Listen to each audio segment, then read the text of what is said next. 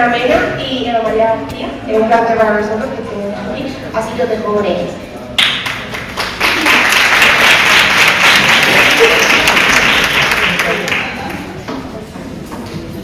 Bueno, pues, buenos días, yo soy Ana Carmen de Puertas, soy terapeuta ocupacional graduada aquí en la Universidad de Málaga y actualmente estudiante de doctorado también aquí en Ciencias de la Salud. Y yo voy a hablar un poco sobre diversidad sexual y de género y cómo atenderla desde la terapia ocupacional con una perspectiva sobre los derechos de las personas del colectivo. Entonces, lo primero que tenemos que aclarar un poco es de quién hablamos cuando hablamos de diversidad sexual y de género, porque aunque hoy en día estamos mucho más familiarizados con todos estos términos, identidades y experiencias, todavía hay algunas cosas que se nos escapan, que no nos quedan muy claras, hay muchos mitos y falsas creencias relacionadas con esto todavía. Entonces, lo primero que tenemos que hablar es que todas las personas tenemos como diferentes aspectos de nuestra identidad. Y cuando hablamos sobre diversidad sexual y de género, nos vamos a centrar en tres aspectos clave, que son la orientación sexual, la identidad de género y la expresión de género, que ahora lo vamos a comentar un poquito más. Existe un cuarto aspecto que lo vamos a dejar para el final de esta parte, que lo comentaremos más adelante. Lo primero que tenemos que entender es que estas categorías no son categorías cerradas, estancas, no es entrar en una sí o sí de una manera muy concreta, que una de ellas determina el resto, sino que todas están relacionadas entre sí, pero no se determinan entre ellas, ¿vale? Por tener una identidad de género o una orientación sexual, no vamos a tener una expresión de género en concreta categóricamente, sino que van a existir diversidad y variabilidad natural entre todas las personas.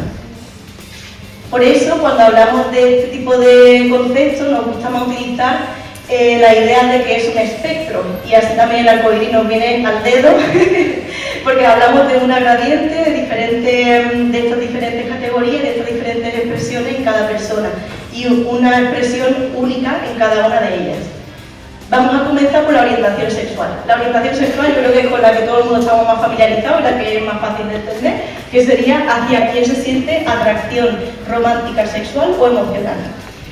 Tenemos personas que sienten atracción romántica, sexual o emocional por personas de un género diferente al suyo, que serían las personas heterosexuales, personas que la sienten por personas hacia personas de su mismo género, que serían las personas homosexuales, las que tenemos a las mujeres lesbianas y los hombres gays, y personas que la sienten por diferentes géneros, que serían las personas bisexuales.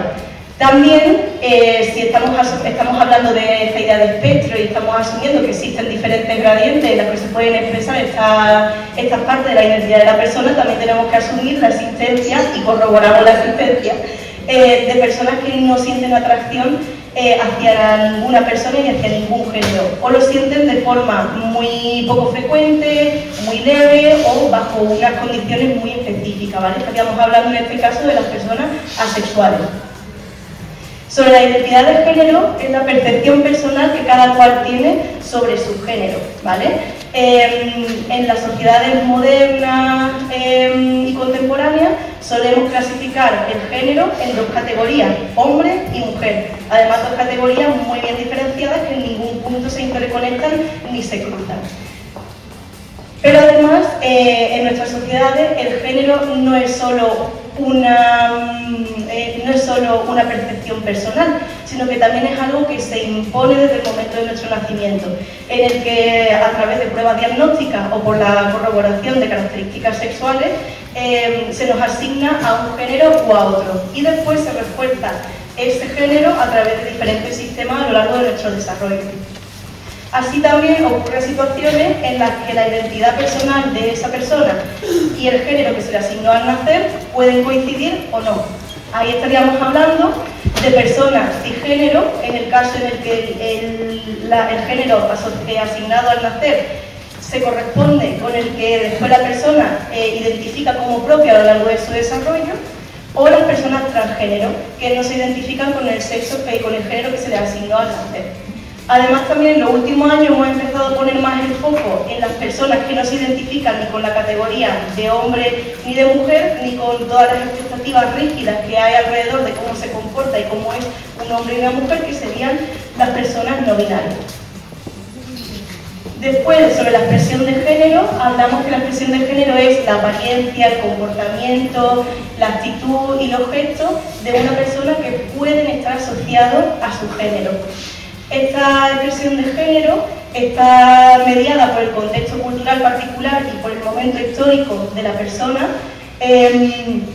Está también modulado por lo que se entiende como masculino o femenino, y también, no solo por lo que se entiende como masculino y femenino desde la cultura, sino también desde la perspectiva personal. Y por último también está relacionado e influenciado por los roles de género que se asocian a los diferentes géneros de esa sociedad. Ya hemos sabido la diferencia que ha habido entre la expresión de género, lo que se ha considerado históricamente masculino, femenino. Siempre se habla del uso de tacones, falda, maquillaje o peluca, o del color rosa en los hombres.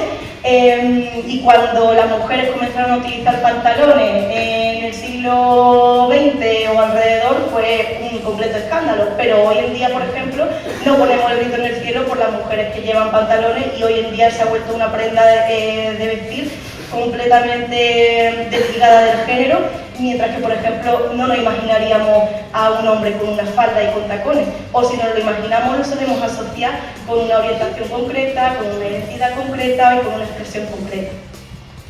Ahora vamos a recuperar un poco la cuarta pata que os comenté al principio, y es que con la orientación, la identidad y la expresión cubrimos gran parte de las personas que forman parte del colectivo LGTB. Pero se nos escapa una última parte, que son las personas intersexuales.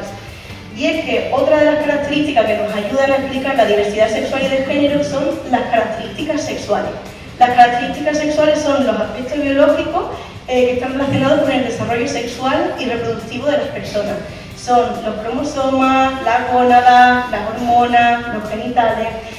Y gracias a esas características sexuales, hoy en día podemos diferenciar entre hombres y mujeres. Pero si ya hemos hablado de que estas categorías no son estancas, sino que las entendemos como un espectro con diferentes grados de expresión y con diferentes gradientes, ¿cabe la duda de que existan personas que no podamos clasificar como hombres o mujeres por sus características sexuales?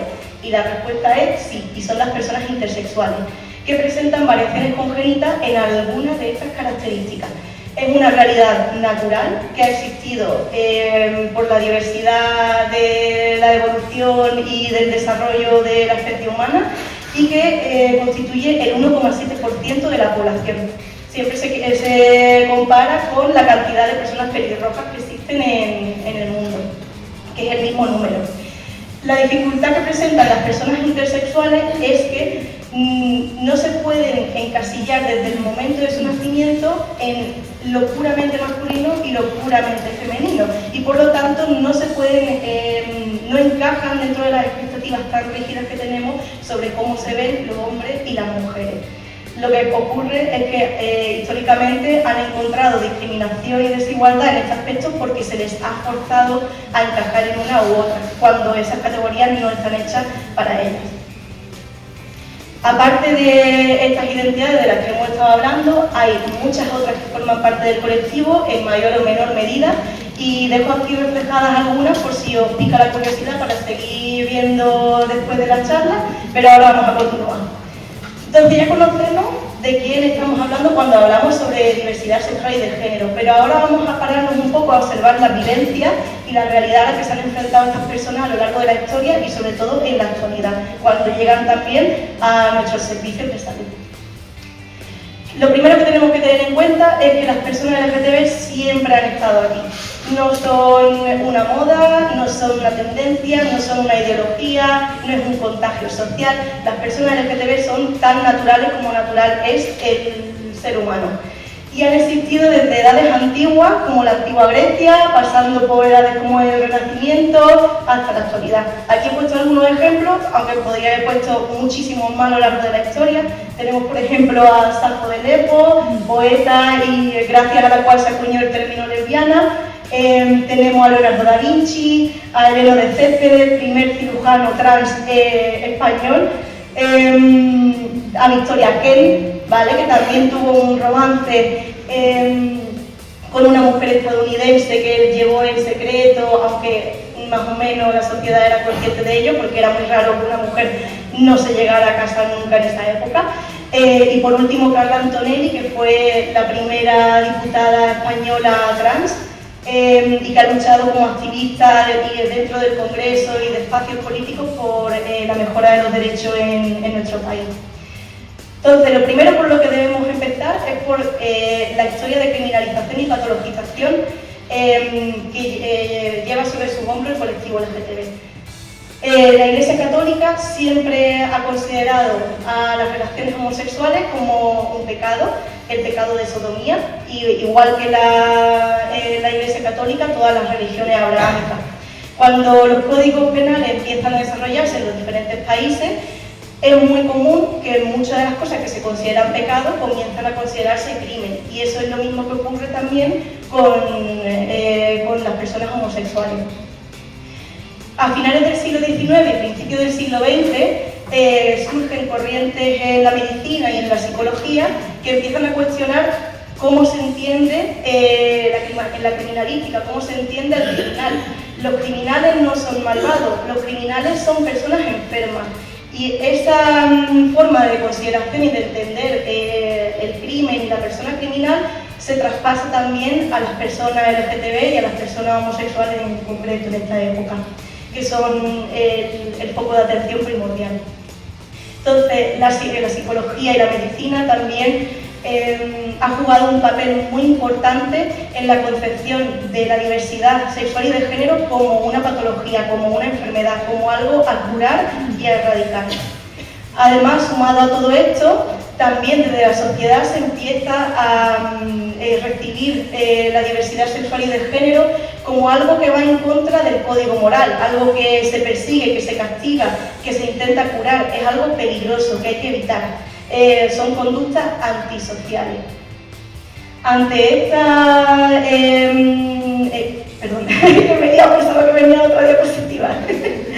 ¿Vale? Como máxima expresión de esta criminalización y de esta patologización encontramos en los regímenes fascistas del siglo XX el internamiento, por ejemplo, en campos de concentración de hombres homosexuales.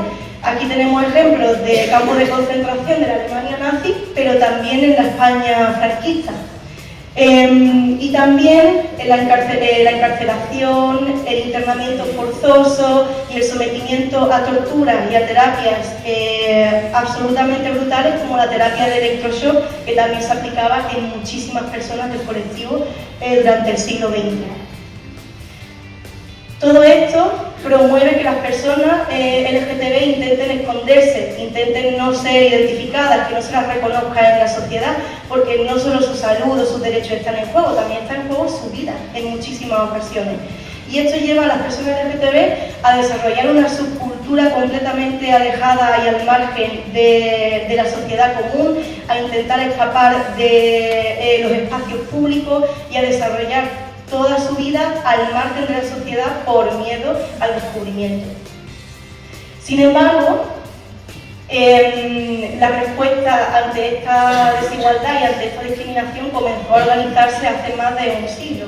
A finales del siglo XIX y el siglo XX empiezan a darse los primeros movimientos que buscan la despenalización y la despatologización de la diversidad sexual y de género, que encuentran su culmen en los disturbios del 28 de junio de 1969 de Stonewall, un bar LGTB de Nueva York en el que en la enésima redada que se llevaba a cabo para arrestar a personas que estuvieran bailando con personas de su mismo género, besándose, con ropa que no era acorde a su sexo asignado al nacer, personas que eran drag queens o que realizaban travestismo. Era la enésima redada en la que intentaban detener a estas personas. Y por primera vez se les plantó cara. Y comenzaron una serie de disturbios que duraron días en la ciudad. Los disturbios de Stonewall fueron la primera piedra en el movimiento LGTB actual que conocemos hoy en día y que se siguió desarrollando en décadas posteriores. En 1970 comienza la organización política y las primeras marchas, también en nuestro país. ¿Vale? En 1970 se crea el primer movimiento LGTB y la primera organización colectiva aquí en España. Y en 1977 tiene lugar la primera marcha en Barcelona. En 1980 hasta 2000 lo que observamos es una lucha incansable contra el SIDA, la búsqueda de la despenalización que se acaba consiguiendo en muchos países, no en otros, y también la búsqueda del matrimonio y el reconocimiento del matrimonio igualitario como un derecho civil. En nuestro país, por ejemplo, la homosexualidad se despenaliza un año después de la primera Marcha del Orgullo, en el 78, aunque la ley de peligrosidad y de rehabilitación social se sigue usando junto con la de escándalo público para seguir arrestando y encarcelando a personas del colectivo hasta su derogación completa en el 95. ¿Vale? Que no hace tanto de todo esto. En el 2003 comienzan las primeras normativas y las primeras leyes sobre prohibición de la desigualdad y la discriminación de trato. En el 2005 se aprueba la ley del matrimonio igualitario. En 2007 tenemos la primera ley que se llama la ley de identidad de género, que permite cambiar el marcador de género o de sexo en el registro civil y que eso se refleje en otra documentación administrativa. Y llegamos al momento actual, en el que la lucha contra la discriminación sigue y se centra en ámbitos como el ámbito laboral, educativo y el sanitario. También ponemos el foco en los derechos de la comunidad trans, que hoy en día siguen siendo una de las partes del colectivo que más discriminación y más exclusión enfrenta.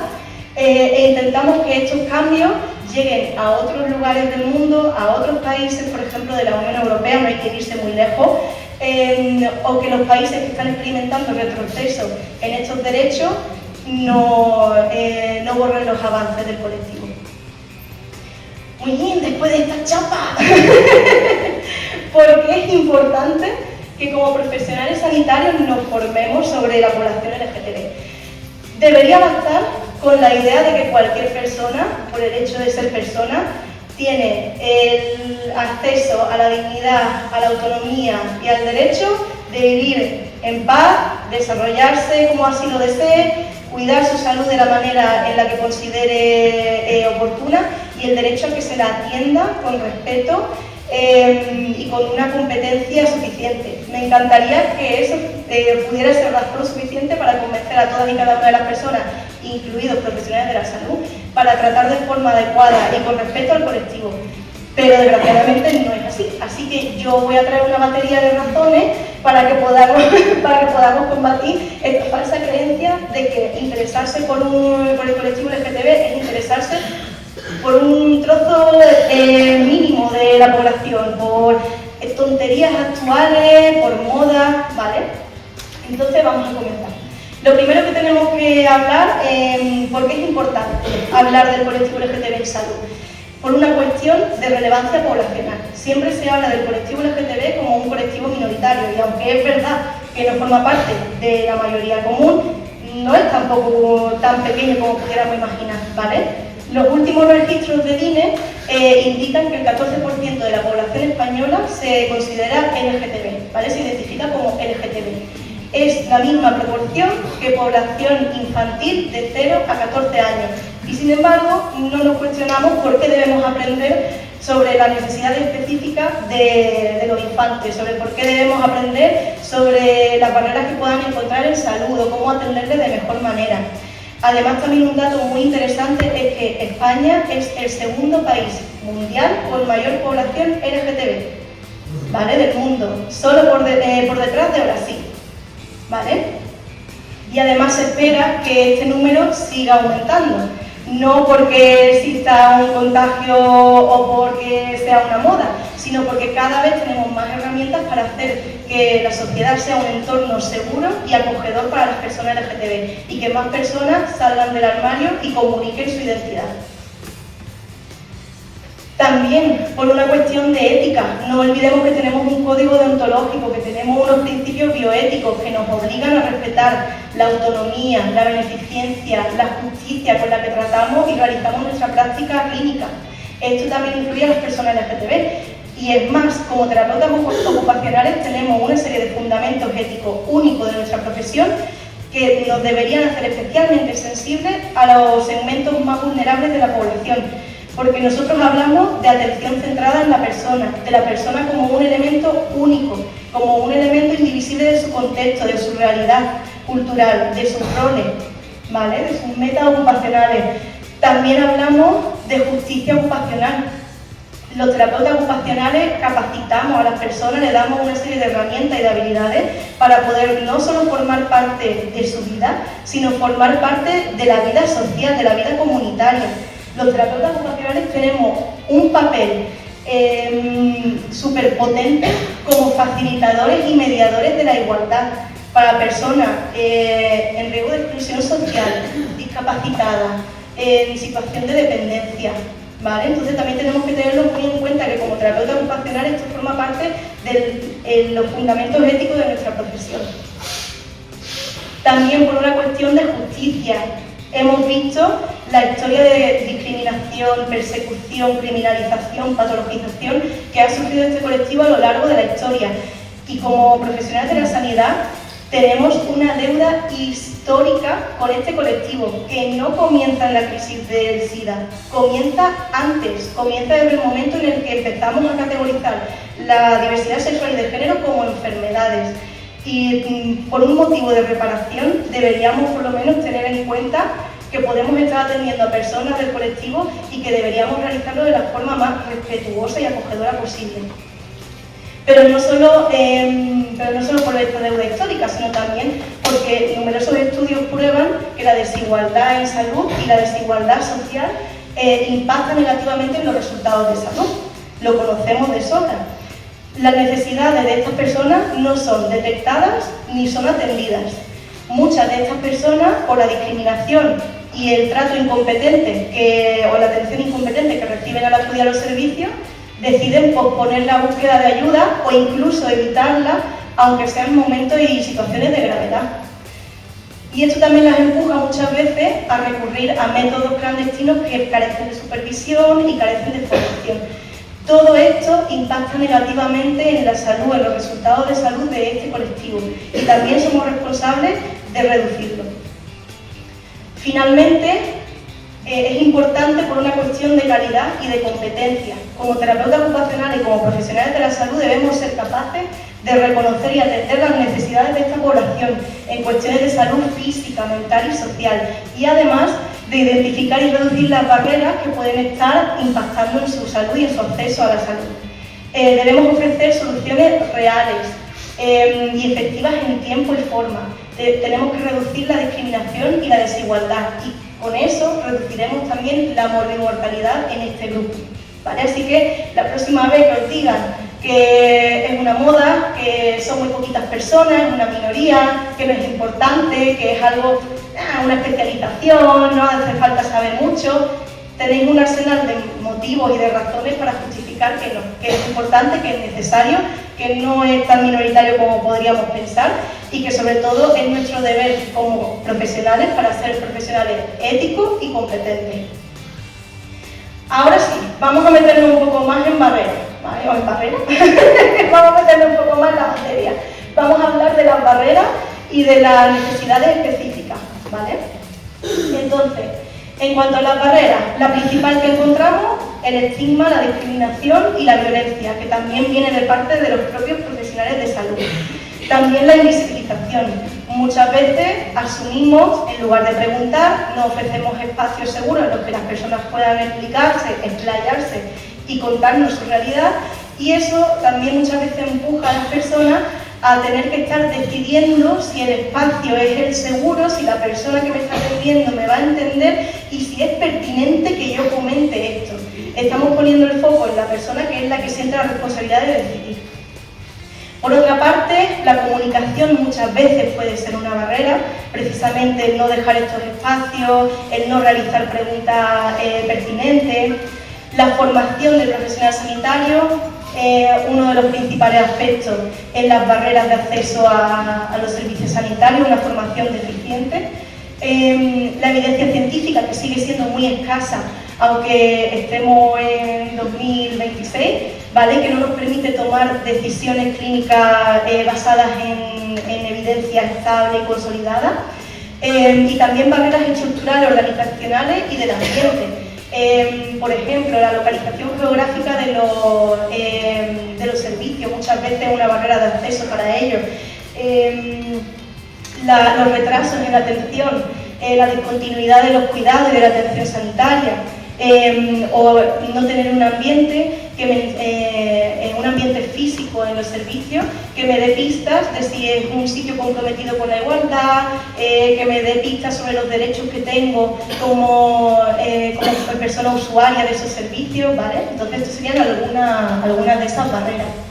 En cuanto a las necesidades, no voy a meterme en mucho porque si no nos podemos estar aquí hasta mañana, pero os recomiendo que podéis buscar más información si os interesa en Global LGBTQ Health, ¿vale? Que es un informe que se hace sobre la salud del colectivo a nivel global, en el que se tienen en cuenta todos estos aspectos de salud. Por comentaros algunos así como más específicos, ¿vale? Sobre salud cardiovascular, por ejemplo. Sabemos que las mujeres lesbianas y bisexuales tienen mayor riesgo de sufrir obesidad, sobrepeso, ictus, angina, ¿vale?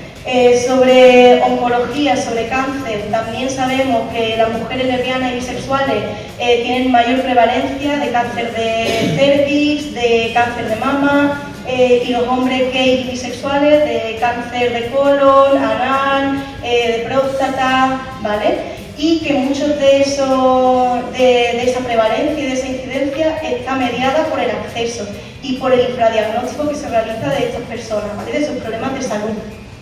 Por ejemplo, sobre salud mental, gran prevalencia también de depresión, de ansiedad y de ideas suicidas, de abuso de sustancias y de adicciones. En el envejecimiento, por ejemplo, personas que se ven obligadas a volver al armario cuando ingresan en una residencia de mayores, ¿vale? Personas que se ven aisladas y excluidas socialmente porque han perdido contacto con su familia de origen a raíz de salir del armario o porque su familia elegida tiene más o menos su misma edad y ha ido falleciendo, ¿vale? Entonces son problemas de salud que afectan desproporcionadamente a esta población especialmente vulnerable y que tenemos que conocer un poquito, aunque sea por encima. Y ahora, un poquito más venido ya a nuestra realidad como terapeuta ocupacionales, ¿qué es lo que puede ofrecer la terapia ocupacional a las personas del colectivo?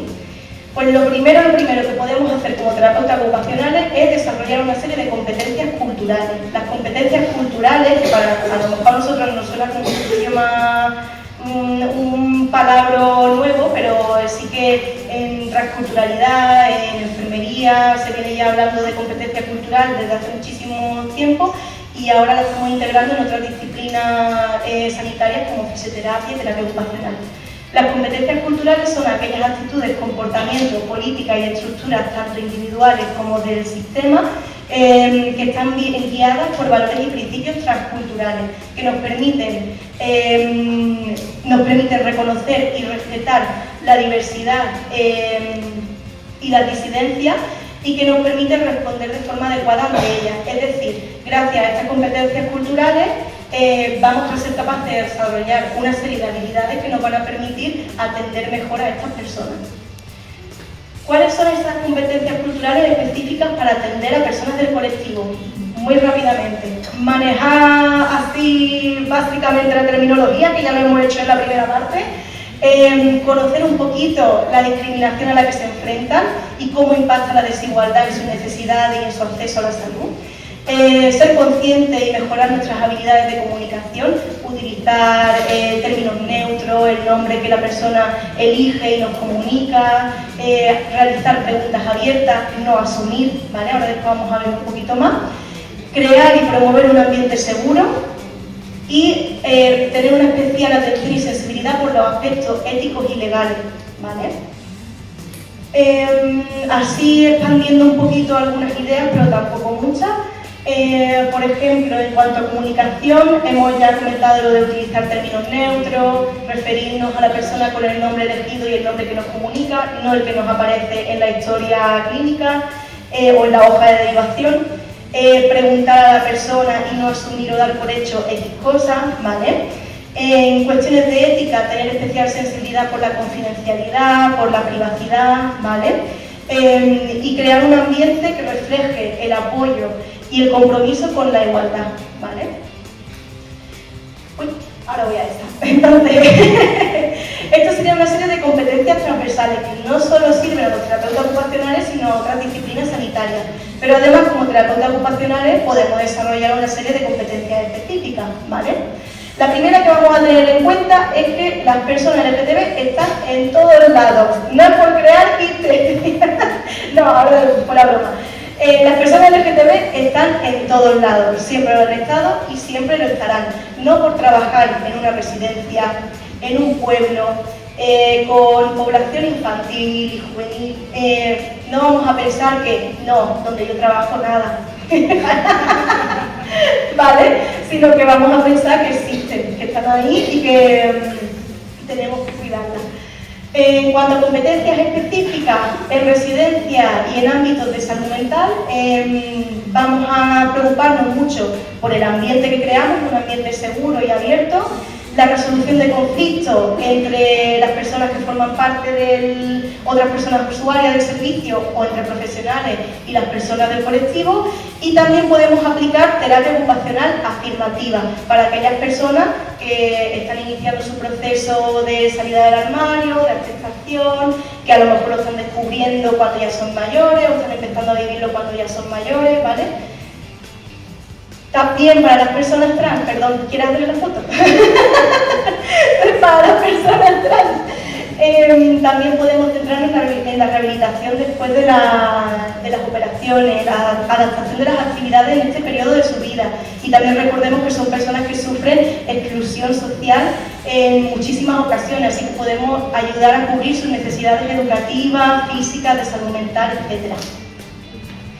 También, si os sigue interesando un poquito más todo este tema, existe una guía de buenas prácticas de terapia ocupacional por la Asociación de Terapeutas Ocupacionales de Irlanda, que se publicó en 2019 y que, aparte de muchísima otra información, de algunos principios, de algunos valores, también propone un modelo de persona, ambiente, ocupación para que pueda aplicarse a los modelos que cada terapeuta elija para trabajar en su servicio. Lo que se tiene en cuenta como parte primordial de la persona, su identidad, el grado de aceptación, la agencia que tiene en su vida, en su día a día con respecto a su identidad, si ha salido o no del armario, si ha iniciado un proceso de transición, y también tiene en cuenta otros aspectos, como por ejemplo en la parte del ambiente, si recibe apoyo de la familia, apoyo social o recibe acoso, ¿vale? Así que bueno, ya con esto termino. Muchísimas gracias por vuestra atención y por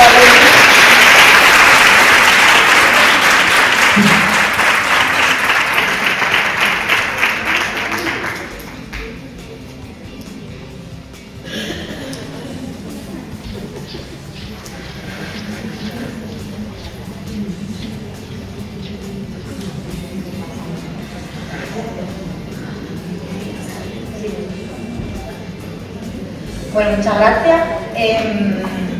Después de la compañera que ha estado súper interesante, yo voy a... Bueno, yo soy Ana Mena, que no me he presentado, la de verdad, ¿vale? Entonces, bueno, yo me... A ver cuando la otra dice, yo soy Ana Mena, la cantante, no la terapeuta. Entonces, bueno, yo me dedico sobre todo al ámbito de neuro y yo, pues bueno, me voy a meter seguramente a hablar un poquito sobre esa población. A mí me apetecía, porque muchas veces cuando los terapeutas ocupacionales hablamos de sexo, que está muy guay hablar de sexo, y todos con una cerveza en la mano hablamos de sexo, tenemos muchas dudas de luego llevarlo a nuestro ámbito profesional. Entonces, pues se me ocurrió que voy a explicar un poquito modelos, perspectivas ocupacionales que hablan de sexualidad, que nos puedan abrir un poco el camino para llevarlo a la clínica. Entonces, terapia ocupacional y sexología, por favor, revueltas, sí, gracias, porque como seres humanos somos seres ocupacionales, eso lo tenemos clavadísimo a fuego como la disciplina de terapeutas que estudiamos, pero es que también somos seres ocupacionales, por lo tanto, ocupación y sexualidad no se pueden separar, porque somos seres ocupacionales que nos vamos desarrollando en cuanto a nuestra expresión sexual, como seres sexuales, en cuanto a nuestro género, y las ocupaciones no pueden estar separadas por la sexología. Entonces, me da un poco de rabia cuando, por ejemplo, como terapeutas ocupacionales solamente decimos que claro, hay que trabajar la sexualidad porque es una actividad básica de la vida diaria. Ya, pero es que estamos hablando de metesaca, estamos hablando de actividad sexual propia, concreta y exclusiva de un entorno específico. Entonces, no. Es verdad que la OTA en 2020 amplió mucho la categoría de actividad básica de la vida diaria, donde incluyó sexo oral, masturbación, relaciones sexuales con una o varias personas, otro detalle también, pero no se queda aquí. También el marco de la OTA, en la definición de ocupación, nos mete la dimensión sexual, porque somos seres sociales, tenemos condición física, mental, pero también somos seres sexuales. Y luego, dentro de historia de vida, también se compone la historia y la experiencia sexual que la persona ha tenido.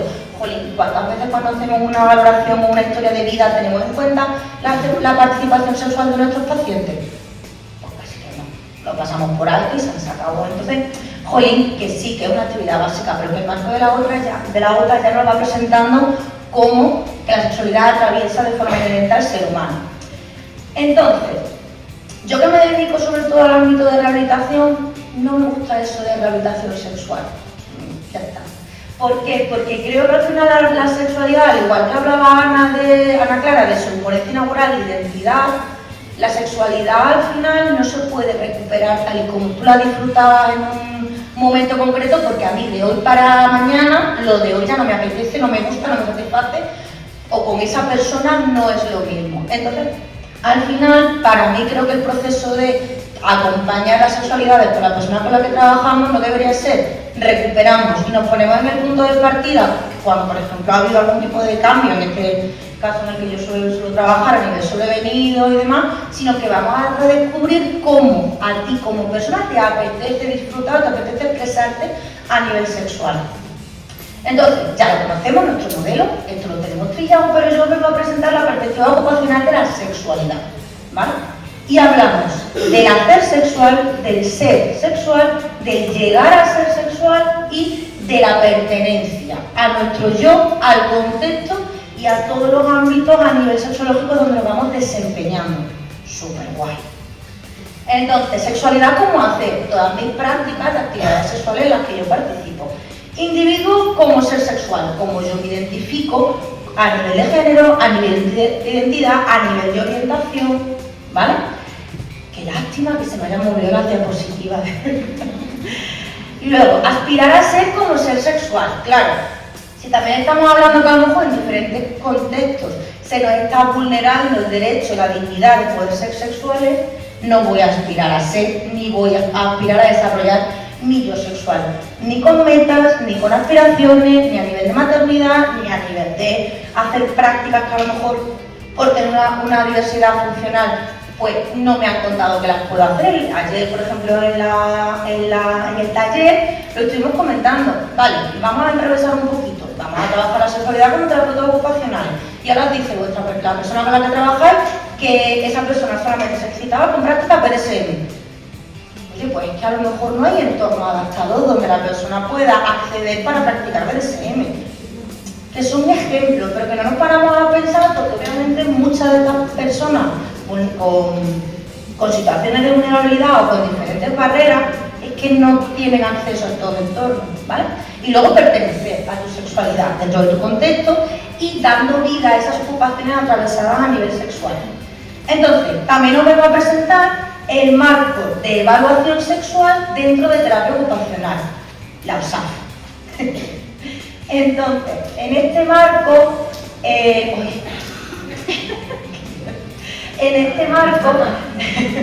no sé qué ha pasado. Bueno, hay diferentes dimensiones. La dimensión central sería el conocimiento sexual, ¿vale? Nosotros evaluamos las dimensiones sexuales dentro de terapia ocupacional en función de cómo se conoce sexualmente el ser humano. Vosotros sabéis cómo es vuestra sexualidad, tenéis conocimiento pleno de lo que os pone, vuestros deseos, cómo queréis hacerlo, lo que no queréis. Yo no tengo ni zorra, no sé vosotros, pero yo es verdad que no tengo ni zorra. Entonces es verdad que está muy bien porque me encanta que empecemos a hacer el conocimiento y la educación sexual, pero es que para eso tenemos que mirarnos un poquito a nosotros y cómo somos nosotros a nivel sexual. Entonces puede ser un inicio de conversaciones en la clínica súper guay. ir descubriendo con el paciente, decía, yo no tengo ni zorra, pero he ido a una ponencia donde hemos hablado de sexo. ¿Tu país qué tal? ¿Cómo vas? Entonces vamos redescubriendo un poco cómo está la educación y el conocimiento sexual sobre su actividad, la práctica de actividades eróticas, en vez de sacar que sabemos de toda la vida, el interés sexual, la expresión, la respuesta fisiológica, que ellos en neuro, pues es verdad que a nivel neurológico hay como una descompensación, que eso afecta bastante, la visión propia de mi identidad de género, la autoestima, la intimidad con mi pareja, con otras personas, conmigo misma, la salud sexual y la planificación familiar. A lo mejor yo no me he hecho todas estas preguntas para mí. Bueno, pues quizás un buen punto de partida para iniciar conversaciones y un tratamiento con las personas a las que acompañemos. Fijaos qué bonito. Y vamos a relacionar nuestro marco de evaluación sexual de la terapia ocupacional con el contexto, la actividad, la ocupación y el contexto. Porque como persona tendré factores tendré la corporalidad, tendré mis funciones corporales, ¿no? Tendré todos estos factores del cliente que se llaman, tendré las habilidades de desempeño, mis patrones de desempeño para poder hacer actividades sexuales o un ser sexual, luego participar en ocupaciones y en actividades ocupacionales como actividades básicas de la vida diaria, esta actividad sexual tan famosa, pero también en planificar una cita o en planificar dónde voy a meterme con la silla de ruedas para tener relaciones con una persona que conocí en Tinder, ¿vale? Y luego el contexto, ¿vale? De cómo yo voy a ir perteneciendo a colectivos o a entornos donde me van a poder permitir ser, hacer y llegar a ser. Se nota que me flipa. Entonces, luego además tenemos un inventario del desempeño ocupacional. No está validada la población española, pero no pasa nada. Nos vamos apañando en la clínica porque a nivel teórico nos puede ayudar mucho. Está indicado para población angloparlante, para mayores de 18 años. No se aconseja para personas con discapacidad intelectual porque es verdad que tiene telita. Si vosotros os hacéis la OPISI para vosotros mismos le echáis un rato, ¿vale? Y, hombre, es verdad que no está validado, pero eso no quiere decir que no podamos ir cogiendo ideas para nuestra clínica, la de y el paciente lo va a agradecer muchísimo.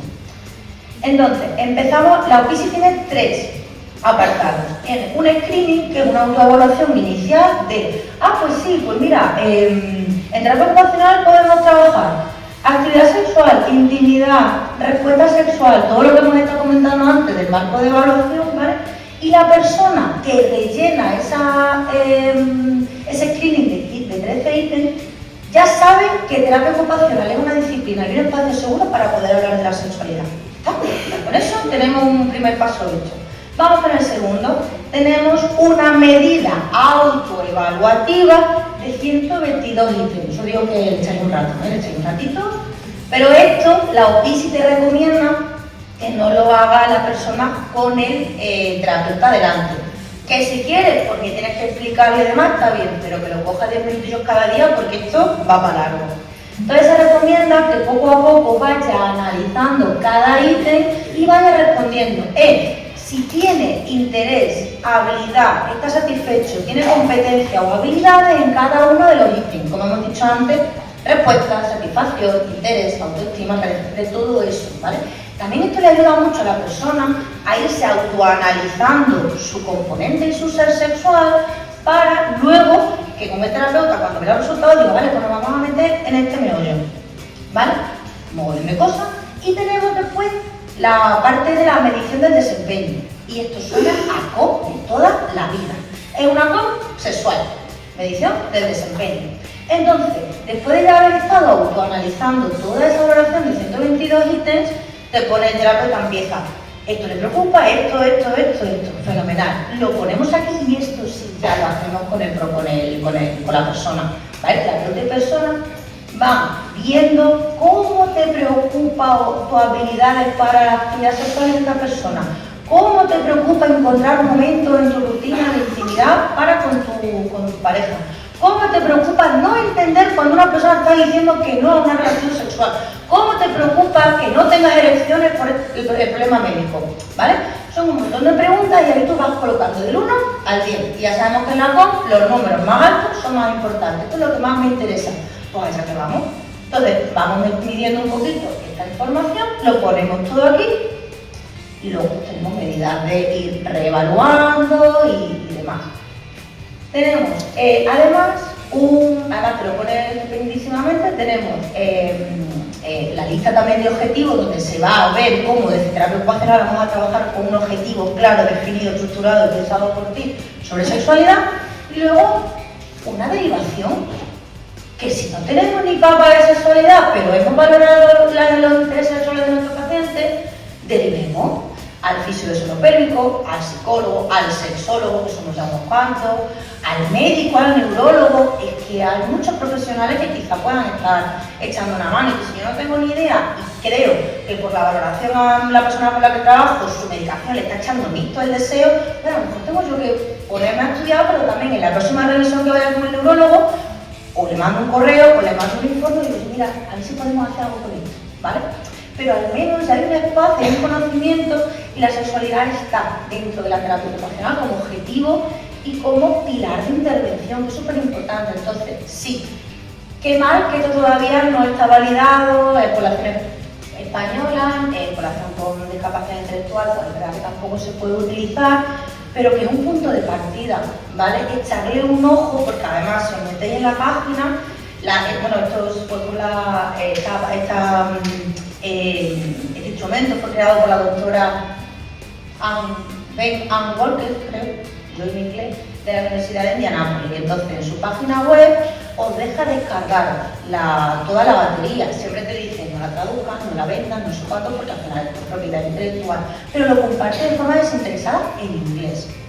Entonces, darle una vuelta, crearos vuestro propio protocolo de cómo acercar la sexualidad en terapia a las personas con las que trabajáis.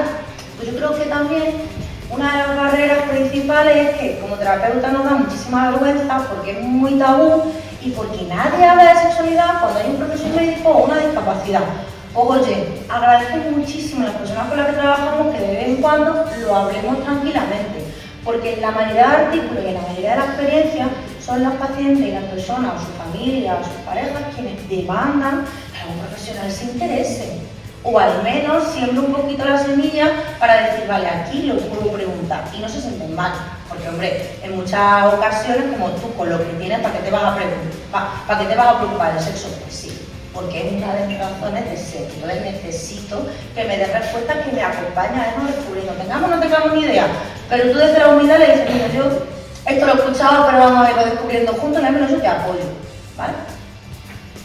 ¿Y qué beneficios ya se ha demostrado que tienen para la persona con la que estamos trabajando, incluso los familiares? Pues confirman de que la sexualidad y la intimidad es importante en su vida, ¿vale? También la exposición a diversas dimensiones que a lo mejor no se lo habían planteado, a lo mejor simplemente estaban interesados en la actividad sexual, pero es que el tema de la maternidad o el de la paternidad o el tema del interés o de los conceptos también es algo que no me había planteado y gracias a esta escala lo puedo hablar. Hay una mayor comprensión porque 122 ítems te dan para entender un poquito. Y luego el respeto, el valor por esas preocupaciones y demás. Y luego pues, la calidad de vida y el bienestar, porque reprimirlo también, pues bueno, ya sabemos. Y para el terapeuta ocupacional, jolín, pues ya nos da una herramienta, nos da mayor comprensión de la sexualidad, de todo lo que podemos hacer como terapeutas ocupacionales, recomendar a otros servicios, si por ejemplo nosotros pues, no somos el profesional que necesita, ¿vale?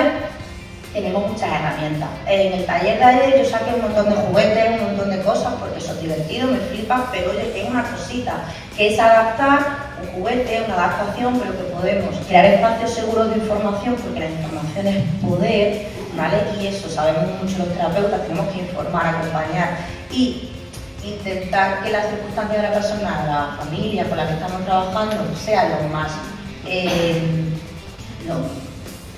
como lo más agradable posible en la situación en la que se encuentran, dotar el conocimiento sobre la sexualidad y de la patología, la discapacidad y el diagnóstico que tenga, conseguir adaptar ese acceso sexual, el entorno, cambiar o adaptar los roles, la rutina, todos los patrones de nuestro desempeño, actividades significativas, el papel de la familia, derivación a otros profesionales. Entonces, que como terapeutas tenemos muchas ideas, aunque no tengamos nada, ni formación, ni nada. Pero como dice la compañera, es que nuestro deber formarnos, es que la sexualidad no es una actividad básica más, es que forma parte del individuo. Entonces, todo lo que tenga que ver con un individuo tiene que estar en nuestro esquema profesional, nuestro esquema de trabajo. Así que yo recomiendo leer, formaros por supuesto, pero leer mucho y integrar que la sexualidad tiene que estar presente y que este tipo de herramientas que las podemos usar literalmente o que a lo mejor no se puede publicar, pero que nos va a ayudar a hacernos un bien en nuestra práctica clínica y que se nos quite un poco ese miedo de enfrentarnos a la sexualidad. Y simplemente pues me quedo con esto de que la terapia ocupacional no vamos a devolver a la persona a la sexualidad que tenía antes porque nuestra sexualidad va cambiando a lo largo de nuestra vida, eso es así, y que nosotros tenemos que acompañar a la persona a descubrir aquella sexualidad que quiere construir y quiere disfrutar, porque al igual que la vida y hay muchísimas cosas, la energía y todas estas cosas, al final nos transformamos y tenemos que ser los guías, las guías de esa transformación sexual. Así que muchas gracias.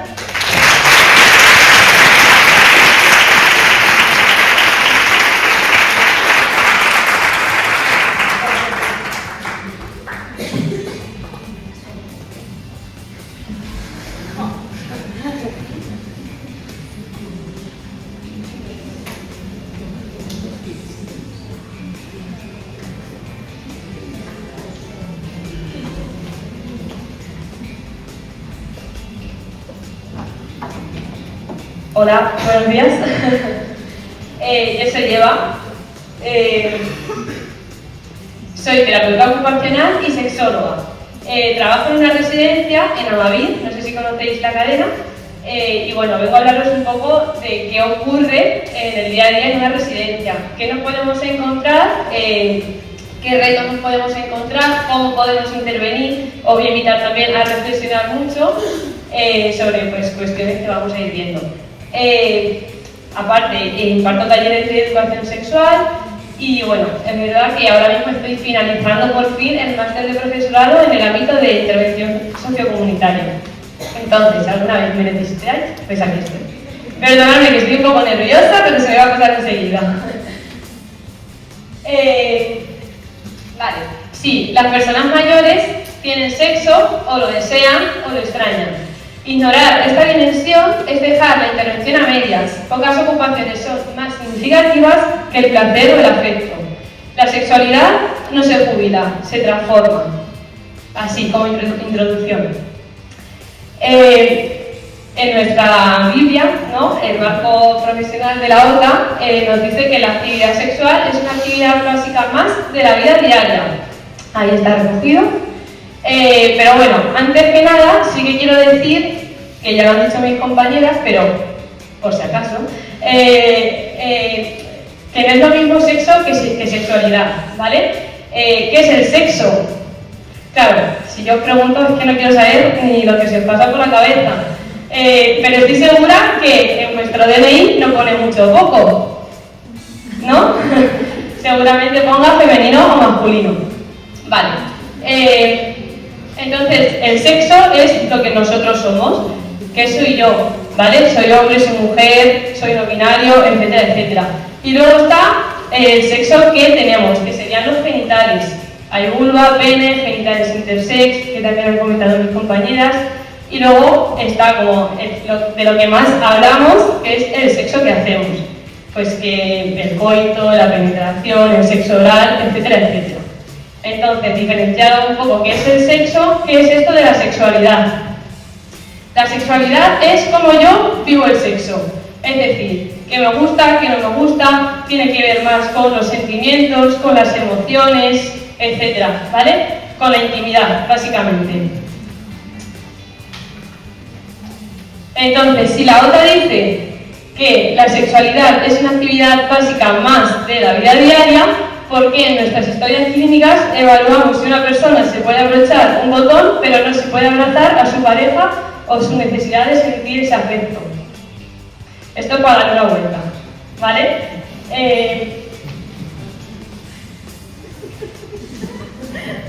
Os podéis reír. Vale. ¿Qué ocurre? Que nosotros como terapeutas ocupacionales debemos garantizar que los derechos sexuales se se cumplan, estén ahí, ¿no? Que estén cubiertos. Y evaluar la participación en la intimidad como una de las áreas más significativas de la vida. Esto no lo podemos dejar de lado, tenemos que evaluarlo. Si no sabemos, no pasa nada.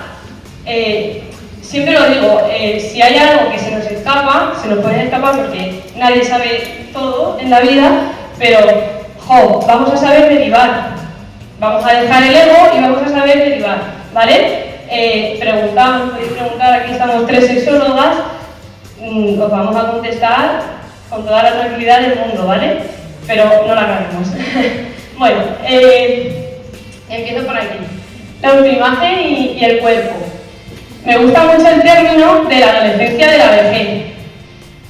¿Por qué? Porque yo siempre se lo digo a mis padres, digo, mira, ya estáis en la adolescencia de la vejez. Tienen pues unos 50, casi 60 años. ¿Qué ocurre en estas edades? Pues que el cuerpo va cambiando. ¿Os acordáis vosotros cuando teníais 13 años que empiezan a aparecer granos, esos cambios físicos, esos cambios corporales, hormonales, emocionales, sentimos todo muchísimo más, etc.? Pues de nuevo, en esta nueva adolescencia, las personas mayores sufren esos cambios. ¿Qué ocurre? Ay. Y quiero ir rápido y quiero abarcar mucho. Vale, ¿qué ocurre con estas personas? Pues que si yo con 50 años veo que mi cuerpo ya está cambiando y que de repente me veo en el espejo, veo que tengo arrugas, veo que mi cuerpo ya no es el mismo, etcétera, etcétera, ¿creéis que me voy a sentir una persona deseable? Seguramente no. ¿Por qué? Porque tenemos esos cánones de belleza que están establecidos por la sociedad, donde la belleza es para gente guapa, joven y delgada, y sin arrugas. Entonces, claro, seguramente me vea en el espejo y no me reconozca, o no me sienta deseada. Y aquí empiezan las típicas frases de ya no sirvo, ya no valgo para esto, madre mía, qué fea estoy, etcétera, etcétera. Se hablan bastante regular las personas mayores. Entonces esto tenemos que cambiarlo. ¿Cómo? Pues como terapeutas ocupacionales sabéis que trabajamos el arreglo personal. ¿Y de qué me sirve a mí que una persona en el barte sea independiente, tenga un 100, si no es capaz de reconocerse a sí mismo porque no tiene esos 10 minutos de espacio consigo mismo? ¿No? Vale. Más cosas. Vale, esto es un poco, sí, que como terapeutas ocupacionales eso, tenemos que fomentar esa autoestima en la persona, ¿vale? Tenemos que, pues que elija la ropa, que al final es esa forma de expresarnos que nosotros tenemos. ¿Qué me pongo yo para sentirme bien? ¿Vale? Pues que elijan la ropa, vamos a fomentar esa autonomía. Después, nos encontramos con el contexto, con el espacio físico en este caso, vamos a diferenciar la casa de la residencia. Imaginad que estas personas de 50, 60 años, claro, no es lo mismo hablar de una persona de 50 años que de una persona de 85, de 90, pero bueno, más o menos, ¿vale? Es que si no, me quedo aquí, vamos, hasta la mañana. Bueno, en una casa, ¿qué ocurre? Que yo tengo mi habitación, yo tengo una cama de matrimonio, yo tengo pestillos, yo tengo una llave, yo tengo puertas, etcétera, etcétera. Entonces tengo esa privacidad para poder generar tener esa intimidad conmigo misma o con mi pareja. ¿Qué ocurre? Que en una residencia de repente te encuentras con que a lo mejor compartes habitación con Mari Carmen de 58 años, que no la conoces de nada, que de repente es una cama de 90. Imagínate que van a un matrimonio, que se van a encontrar con que de repente los separan. ¿Van a tener espacio para poder tener esa intimidad? Y no hablo de intimidad de sexo, penetración, simplemente de poder darse una caricia, meterse en la cama y abrazarse. Pues seguramente no. Entonces nosotros como terapeutas ocupacionales, si adaptamos un baño para que esa persona no tenga riesgo de caída, ¿por qué no adaptamos una habitación para generar ese espacio íntimo para que se quiera, para que se abrace, etcétera?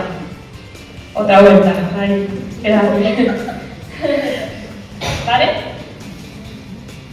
Ahora, quiero que imaginéis que no sabéis dónde estáis y que de repente alguien a quien no reconocéis entra en vuestro cuarto, os quita la ropa y empieza a manipular vuestro cuerpo y vuestros genitales bajo el agua.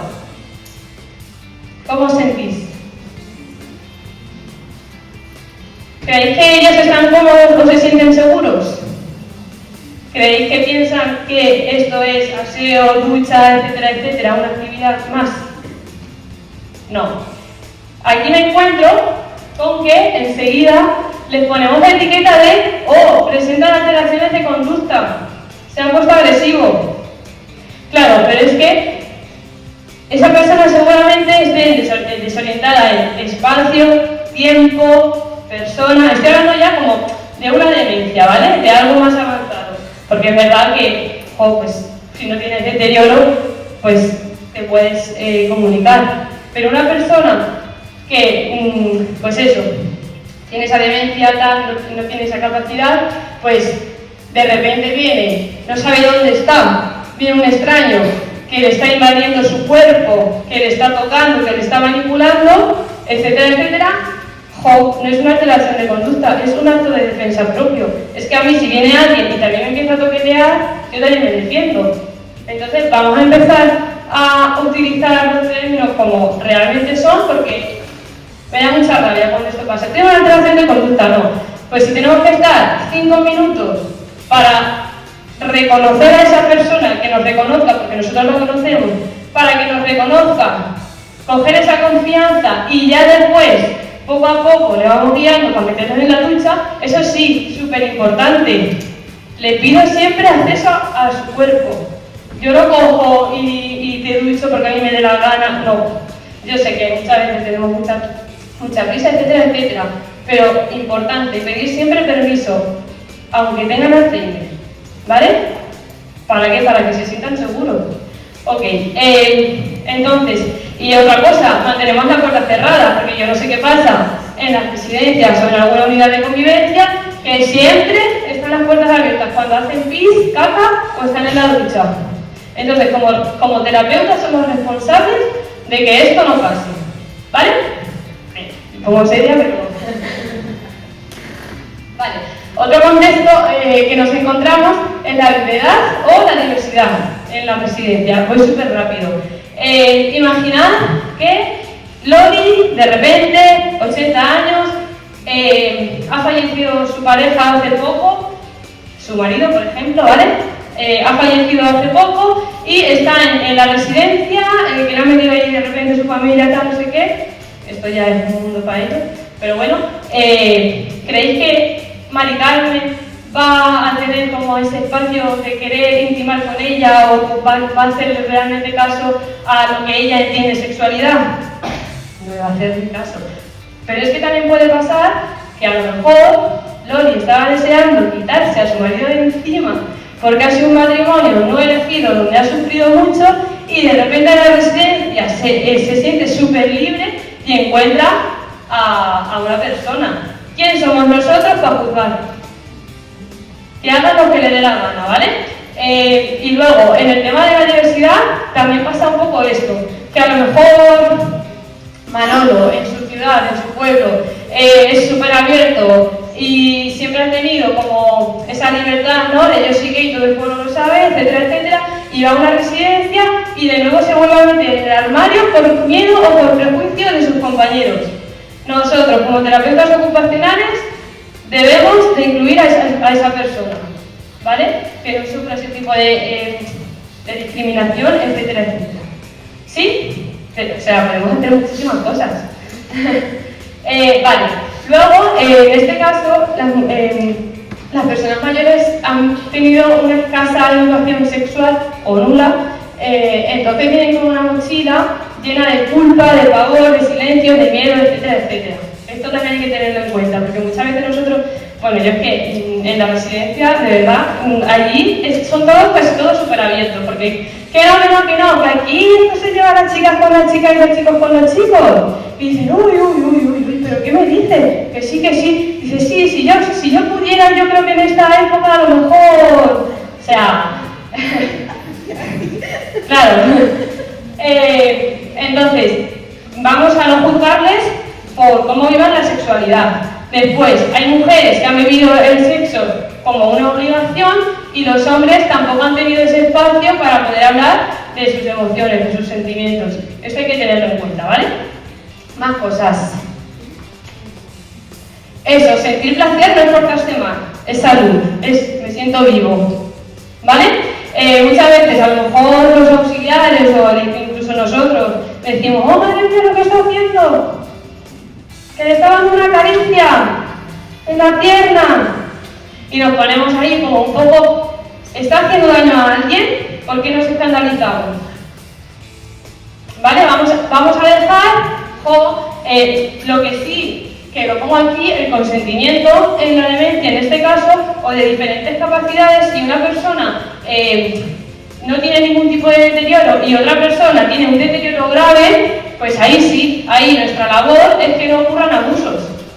Porque no es, o sea, hay una relación de poder, no está esa equidad de decisión. Una persona con una capacidad, un deterioro grave, perdón, no puede decidir o no puede saber o decirte con esa certeza de si me gusta esa caricia o no me gusta.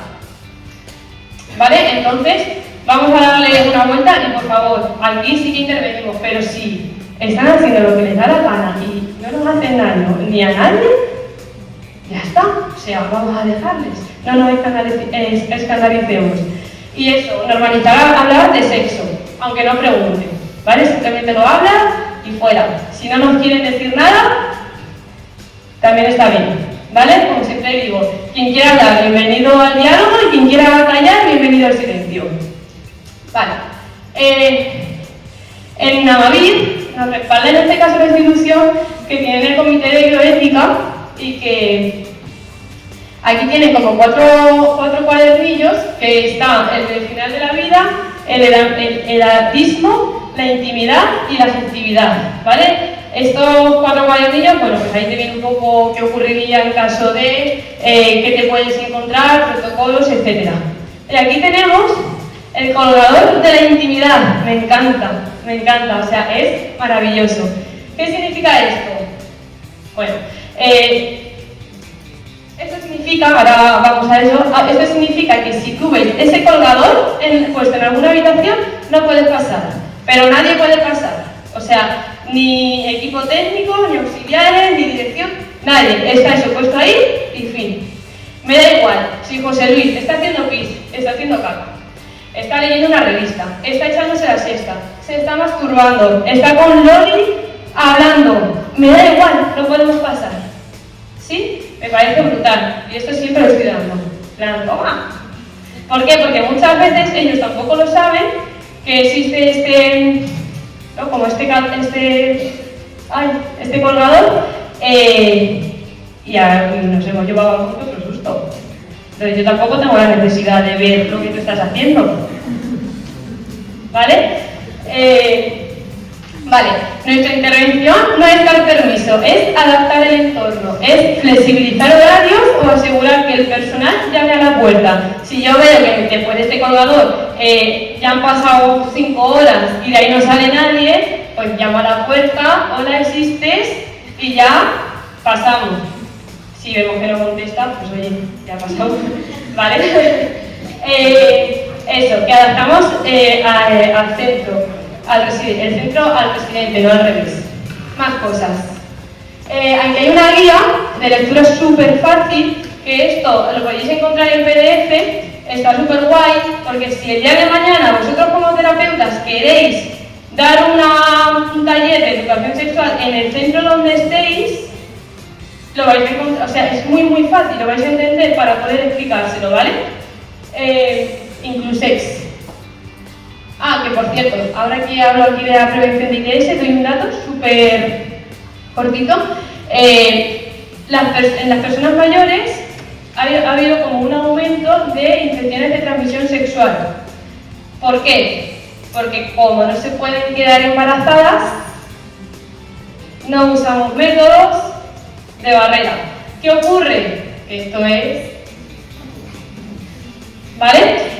Y a eso se le suma que el sistema inmunológico es más débil, entonces pues ya está, lo tenemos súper fácil, ¿vale? Igual, si tenemos que dar un preservativo, pues lo damos, que no pasa nada. Lo dan gratis. Vale, luego, si adoptamos un cubierto para la artrosis, ¿por qué no diseñamos un vibrador ergonómico si la persona lo demanda? El otro día, ayer estuvimos con Ana en el taller y estábamos viendo cómo podíamos diseñar, estuvo súper guay la charla. Pues eso, vamos a darle otra vuelta. Podemos adaptarlo de mil maneras. Luego, otro reto al que nos enfrentamos es la familia. Los hijos a veces actúan como la policía del deseo de sus padres. De sus padres, decíamos. De sus padres. Claro, si ven que Manolo o Carmen está tonteando con quien sea, madre mía, lo que está pasando. Y es que, a ver, no pasa nada. Repito, es verdad que aquí sí que tenemos que tener siempre muy en cuenta el nivel de deterioro en el que se encuentran. Si no tienen ningún tipo de deterioro, repito que no somos nadie para hacer ni decir nada. O sea, si a ti como hijo te molesta que tu padre esté tonteando, es que es su vida. Es que es su vida. Imaginar que deciden por vosotros. Ya con no sé cuántos años, que es lo que te dicen. A mí lo que me dice mi hijo me entra por un oído y me sale por el otro. No somos nadie, ¿vale? Eso, caemos en infantilizar, en tomar decisiones por ellos, olvidando que son dueños de su cuerpo y de su sexualidad. Y eso es atención centrada en la persona. Vale, y bueno, ya conclusiones, que me gustan estas frases, es que el deseo se nos presenta en cualquier etapa de la vida, la sexualidad en la vejez no es un problema que resolver, es un derecho que garantizar. La sexualidad no se jubila, solo se transforma. Como terapeutas ocupacionales, nuestro deber es asegurar que la identidad sexual siga siendo una ocupación significativa hasta el último día. Y os invito a que en vuestras prácticas no miréis solo la mano que tiembla, sino la persona que desea ser abrazada. Y ya por último, si tenéis dudas sobre si esto es importante o no, pensad en vosotros dentro de 50 años. Porque los jóvenes de hoy seremos los abuelos de mañana.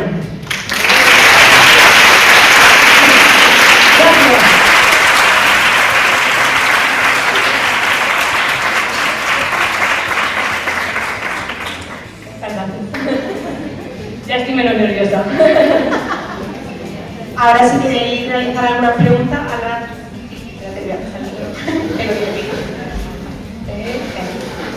¿Tenéis alguna preguntilla? Para alguna de vosotras.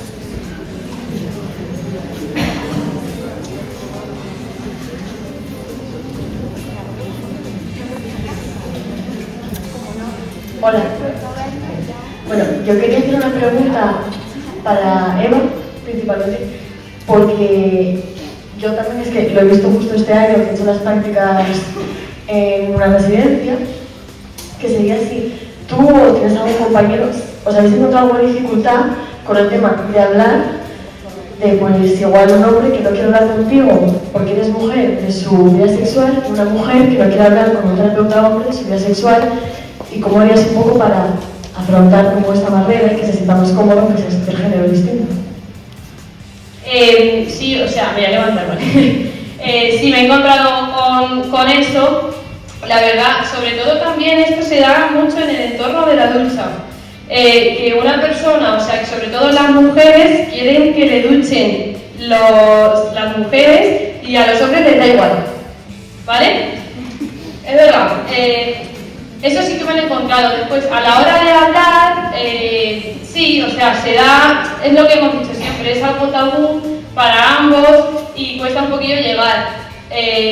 Entonces, coger un poco de confianza y hasta donde también quiere hablar, porque es que si no quiere hablar tampoco podemos obligarle, eso es importante. ¿Y qué iba a decir? Espérate, se me ha ido. ¿Lo de qué?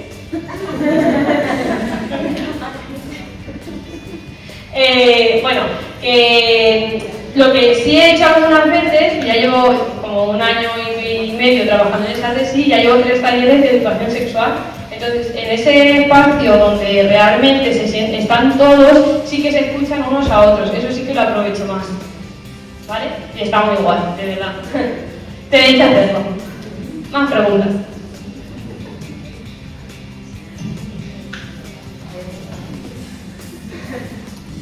Hola. Bueno, va un poco para las tres, pero justo yo también es que estoy de prácticas en una resi, o sea que me pilla genial, pero bueno, que cualquiera del mundo lo puede contestar. Cuando habéis, sobre todo Eva, que ha hablado de esto de, oye, cerrar la puerta, o sea, pedir permisos si vas a tocar un cuerpo, ¿no? Yo lo que estoy en la residencia, yo admiro muchísimo el papel de los auxiliares y las TKs, porque a veces yo estoy en la habitación y digo, o sea, menos mal que vienen las TKs, ¿no? Porque hacen una labor increíble de aseo, pero muchas veces pues van muy sobrepasadas de trabajo, ¿no? Y tienden a veces incluso a moverlos de forma muy brusca, a dirigirse de una forma, claro.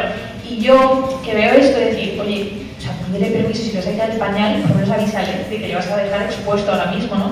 Pero yo siento que si les digo eso, o sea, al auxiliar que lleva 35 años cambiando pañales, me va a mirar y me va a decir, esta niña es tonta, o sea, le voy a pedir permiso yo a esta persona, a lo mejor ni me contesta, ¿no? Porque pues a lo mejor es una persona que ya ni habla, está en un estado pues muy avanzado de deterioro, ¿no? Y yo veo también importante esto, pero ojo, ¿cómo enfrentarte? Pues sobre todo porque pienso que los auxiliares no son las que se dedican más a esto y que hacen esto de dejar la puerta abierta y tal. Claro, es que yo creo que vamos con esta visión y van a decirme que me vaya por donde me he venido. Sí, es algo con lo que te encuentras en el día a día, pero es verdad que cada vez son como más conscientes, yo creo, porque, a ver, yo por ejemplo en mi residencia, el equipo que tenemos, estamos todos, o sea, remamos en la misma dirección, entonces es más fácil. Entonces, muchas veces pues hay que tener esa mano izquierda con los auxiliares, y, ¿no? Para que cierren la puerta, tal. Te vas a encontrar auxiliares y auxiliares. Pero es verdad que, al final, si hablas con ellos, les formas un poco, les intentas sensibilizar, etcétera, etcétera, pues a lo mejor entran. Pero aún así, pues muchas veces he cogido y he cerrado yo la puerta. Ya está, o sea, es algo que es muy complicado. Y es verdad que algunas veces hemos reunido para explicarle cosas, tal, no sé qué, y hay algunos que están más y otros que no. ¿Vale? Espera, que te va a contestar también. Yo también trabajo en ámbito de geriatría y para las compañeras y demás muchas veces les digo, mira, no tardan nada en hablar mientras está atendiendo a esa persona. Entonces, mientras está atendiéndola en la cama, dándole las vueltas para poder ir retirándole la ropa, ir hablándole y comentándole, como adelantándole lo que vas a hacer a continuación. Entonces también eso es una manera de explicárselo a las compañeras para que no asuman que van a perder tiempo parándose a hablar con la persona, sino que mientras están trabajando pueden tener una conversación con la persona en lugar de tener una conversación con la otra compañera, a lo mejor, que también muchas veces pecamos de eso en la residencia, que hablamos más con los profesionales que con la persona a la que estamos atendiendo y manipulando. Y ya yo también. Me venía mucho a la cabeza lo que estaba diciendo también Eva al inicio, que es que cuando hablamos con los usuarios con los que estamos trabajando aquí en este contexto residencial, muchas veces nuestra intervención, la intervención de los auxiliares también incluso más amable y más fluida, porque si tenemos una persona que no sabe lo que le estamos haciendo, no está avisada, no hemos anticipado, seguramente tengamos una confrontación porque esa persona se está defendiendo de ese abuso o de esa interrupción tan abrupta, y sin embargo si se pide permiso, si se habla las cosas, si le da ese permiso, esa intimidad y ese consenso de lo que estamos trabajando, va a ser también mucho peor y no se pierde tiempo, sino que al final facilitamos que luego el vínculo acompañe a preguntas cómodas o a poder hablar, porque muchas veces a lo mejor te puedes enfrentar con un compañero oye, mira, quizás esto debería hacerlo de otra forma, sea de sexo, sea de baño, sea de cualquier cosa, pero esta comunicación así favorece tanto la relación con el paciente como con el profesional, con los compañeros, siempre, para que vamos enfilados en lo automático. ¿Alguna pregunta más?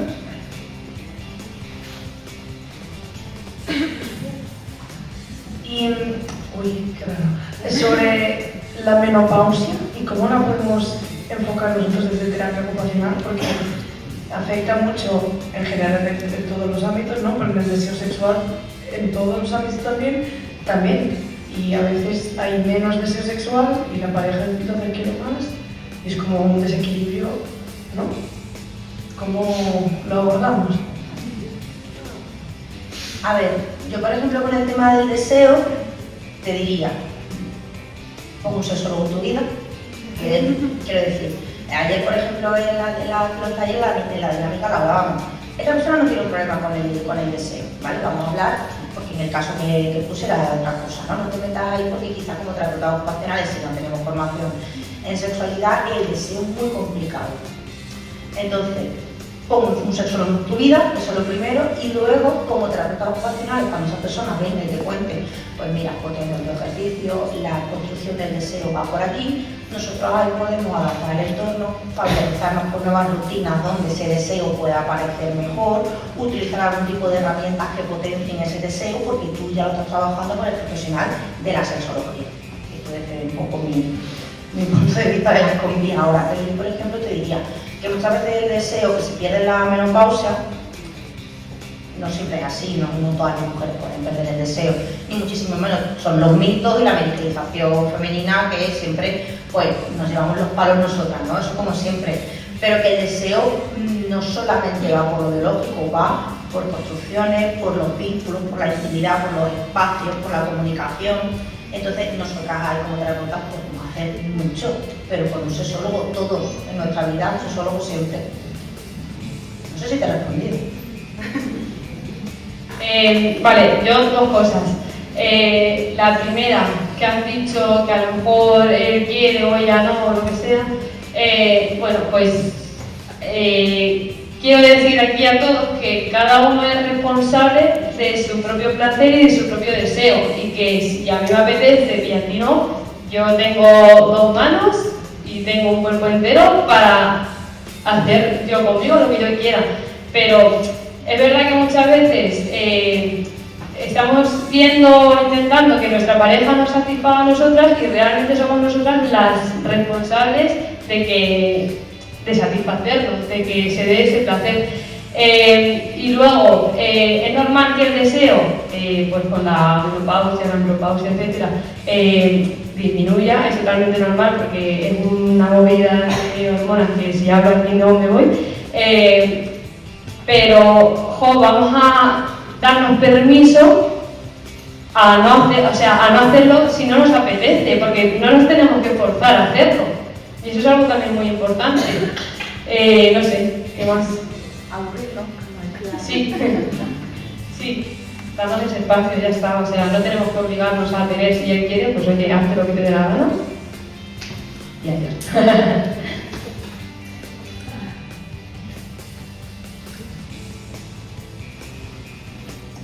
Vale, ¿alguna pregunta más? Espérate, que me la subí en todos lados.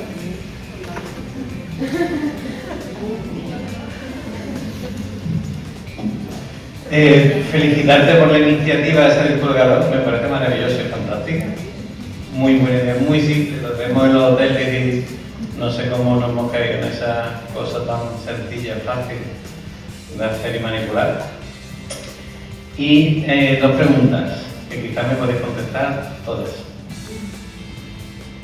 ¿Habéis tenido problemas a la hora de gestionar esos tiempos o gestionar con el resto de compañeros? Si ha habido problemas en cuanto a compañeros que quieren entrar en esas habitaciones, por ejemplo, o en esos tiempos, o violar esos tiempos, o entorpecer o cortar esos tiempos de alguna manera, y habéis tenido que enfrentaros a ellos, o si también, otra pregunta también, si desde, por ejemplo, vuestros centros, empresas y demás, os han ofrecido tiempo para formar a compañeros o otros centros de cara a también compartir tanto esa experiencia como poderla divulgar y formar para poderlo generalizar, porque al final es una idea fantástica y que puede tener cabida en muchísimos sitios. Entonces, si es algo tan sencillo como eso, poderlo formar, creo que nos debemos beneficiar toda la sociedad o todos los centros que quieran entrar también a formar parte de eso. Y gracias.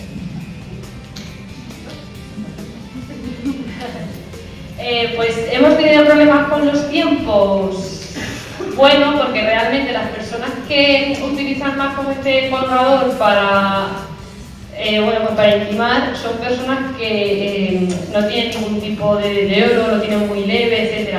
Entonces ellos entran y salen de su habitación, básicamente. Es verdad que con pues, deterioro más moderado, más severo y tal, puede decir que estos colgadores ni se dan. O sea, porque no tienen esa capacidad de quién entra en la habitación y quién no. Entonces, en verdad no hemos tenido ningún tipo así de problema. El problema ha sido cuando esos colgadores han estado y a lo mejor ha entrado algún auxiliar que no tenía que entrar y se ha asustado. Y en vez de coger y callarse porque tú no tienes por qué decir la intimidad de nadie, lo he ido divulgando. Claro, es que luego que si nos sentimos señalados, que si tal, eso sí que hay que tener cuidado, en eso sí. Y luego la segunda pregunta. Espérate.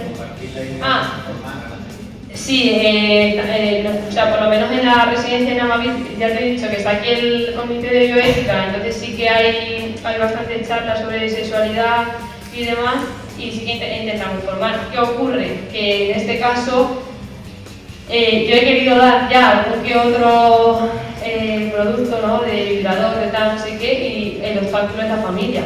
Porque es como, pero se lo tenemos que decir a la familia, pero no sé qué, como, pero si tiene ella el poder de decidir qué es lo que realmente quiere, ¿por qué tenemos que darle permiso a la familia? Y ahí entra un poco, pues, como esa ética que es un obstáculo, otro obstáculo, pero yo qué sé, eso te contesto, ¿eh? Y los otros centros a los que se han propuesto si aceptan o si quieren hacer esa dinámica, por ejemplo, independientemente de la familia, sino que otros directores, otros centros que quieran también poner en marcha esta iniciativa, ¿han querido o han aceptado de alguna manera pequeños más casos? Es que es un tema, de nuevo, que lo hacemos tan tabú que muy pocas instituciones se quieren meter como en ese fregado, que digamos. Desgraciadamente, pero es verdad que yo creo que a día de hoy se habla más y ¿no? Como que hay instituciones que incluso te llaman para ir a hacer esos talleres y formar a esos auxiliares.